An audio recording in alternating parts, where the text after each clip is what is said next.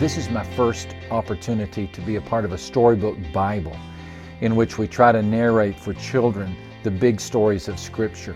I really believe in the Storybook Bible for several reasons. It stands out in comparison with other similar books in the sense that it doesn't just tell the story, but the message specifically focuses in on the principle within that story.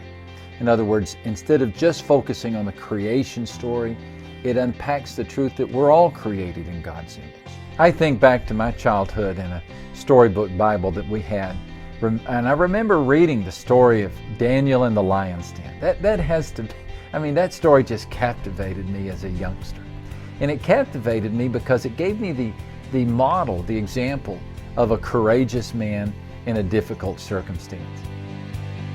Daniel and his 3 friends chose to follow God's way and His law. The king liked Daniel so much, he gave him bigger and better jobs to do. But this made the other officials jealous. One day the officials had a brainstorm. "I've got it," one of the men said. "Daniel prays to God 3 times every day. Let's get the king to sign a law making prayer illegal." Into the lion's den went Daniel. The next morning, King Darius ran to the lion's den and called out, "Daniel, are you alive?"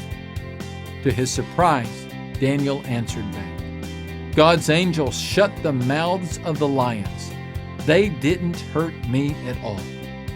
That story conveyed to me some principles that have stuck with me all these years.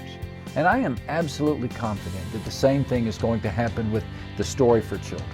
That there are going to be children decades from now that are going to remember this particular book, and they're going to appreciate their parents, like I appreciate mine, for introducing them to these eternal stories.